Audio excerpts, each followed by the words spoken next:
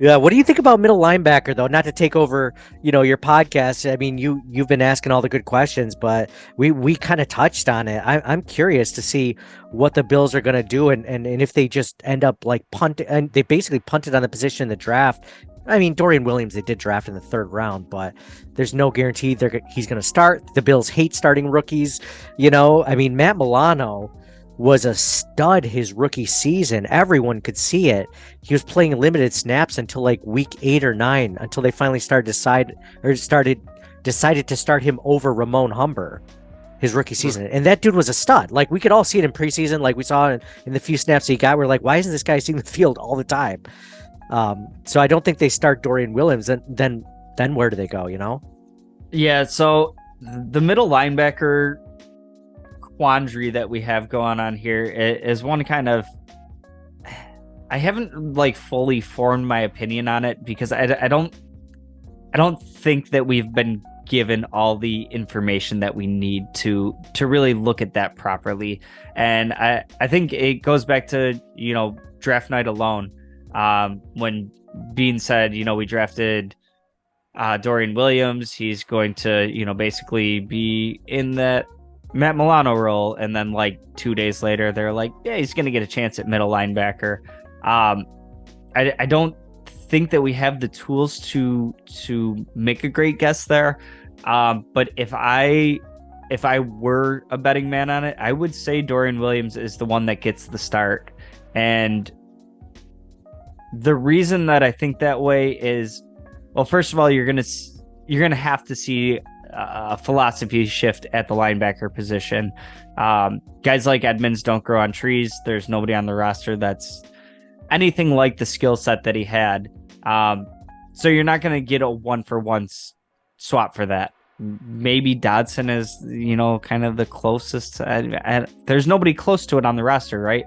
And no, all their linebackers are actually about the same size. If you look at Klein, Dodson, Bernard, and Dorian Williams, like they're all within like an inch of each other. They're all within like 10 pounds of each other. Like nobody is 6'4", 250 for sure. But like no one's close to Tremaine Edmonds, but they're all pretty much closer together. For some reason, I thought Dodson was bigger, and I thought AJ Klein was bigger, but they're not. They're not that much bigger. Right. And so what makes me lean towards Dorian Williams here is I have to think that Terrell Bernard was actually brought in last year, and we looked at it as like, oh, do we need to worry about him as a Milano replacement? I think the drafting of Bernard was more of an anticipatory move of like, we're not going to get Tremaine Edmonds back. So let's start looking at what that future looks like now. And they had Terrell Bernard in the building for a year. And I think the drafting of Dorian Williams tells me that they didn't see what they wanted to see from Bernard for him to be ready to take over. Now, maybe that's changed with a year under his belt. But I think that my feeling is that they drafted Dorian Williams to have a crack to take over that spot. Yeah, I agree. I think he's the long-term starter at that position. He's the only one of between he and Bernard that actually played Mike linebacker in college, at any point. So Terrell Bernard, as a rookie, he only played defensive snaps when Matt Milano wasn't on the field. He never got a start at middle linebacker. And I mean, it just doesn't. Nothing lines up to me that makes me think that he's going to be given the opportunity or that he's going to be the starter right off the bat. I think it's going to be between Klein and Dodson, and I'm leading Klein because Dodson had those starts. I think Tremaine Edmonds missed 3.5 games last season, and Dodson got 2.5 of those starts, and then they brought Klein in, and then Klein got the last start, I believe, which was the Detroit game. So they wouldn't have brought Klein in if they thought Dodson was doing a great job. So this is how I see it right now. Is I think Dorian Williams is a long-term starter. Maybe they wait till, week 8 or 9 or something, or maybe after, they try the method that I'm about to lay out and it doesn't work. They go into like week 3 as he's a starter.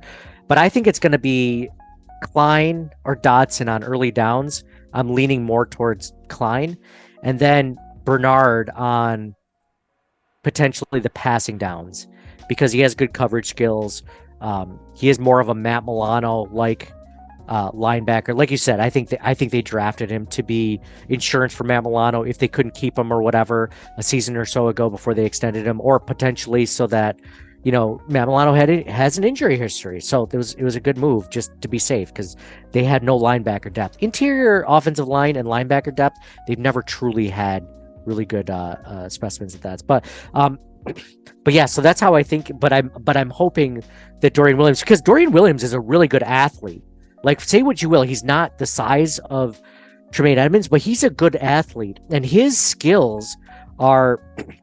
He's good at going downhill. He's got great coverage skills, and his weaknesses are he's unable to put off, or he's unable to fight off blockers, right? Like when they get into his pads, like he can't shed blockers that well. Well, who does that remind you of? Who just left the Buffalo Bills? Maybe it doesn't matter that you're 6'4", 250 pounds if you can't, get rid of block. Exactly. So maybe he's closer to becoming a starter than we think, that at least that I think he is. You think he's a day one starter? I don't know if they trust him that well, but I mean, I'd be okay with it. Why not?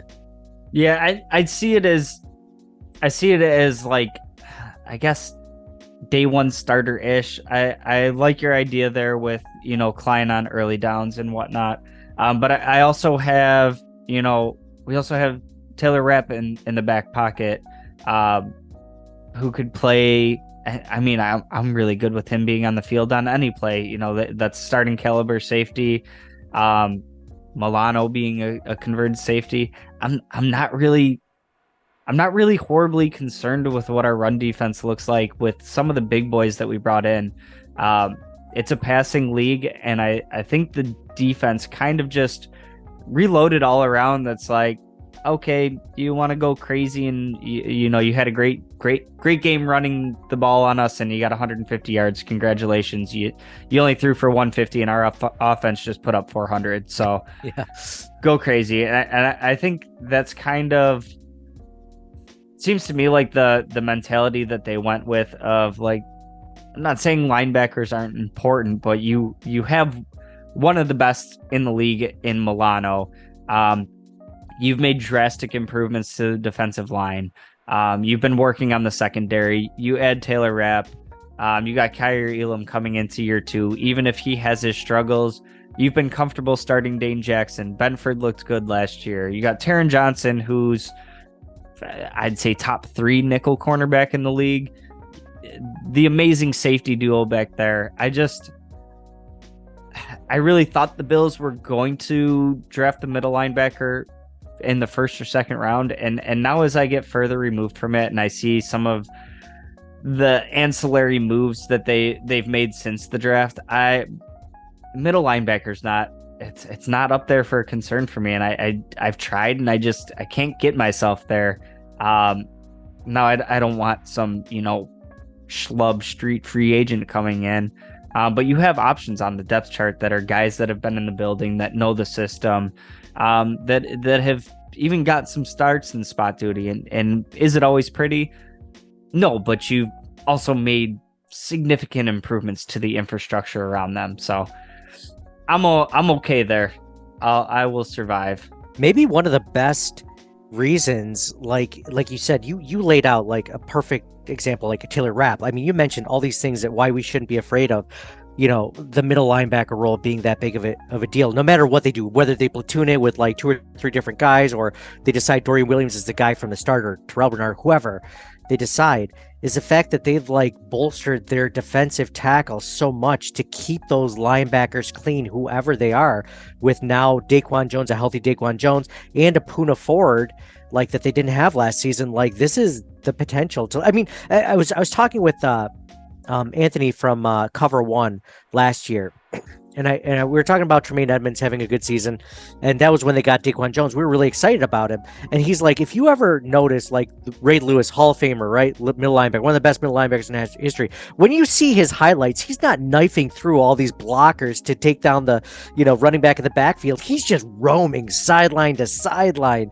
because he has amazing defensive tackles in front of him that are just eating up blockers. So So I'm excited to see what they can do, and it gives me more confidence because of like what you just said. Like they just have such a good defensive line in front of them that like they'll keep those guys clean, whoever they end up deciding to put in that role. So that should be exciting for Bills fans to think about. Yeah, absolutely. That's one of it's one that I'm really excited as we move into training camp to see how it shakes out.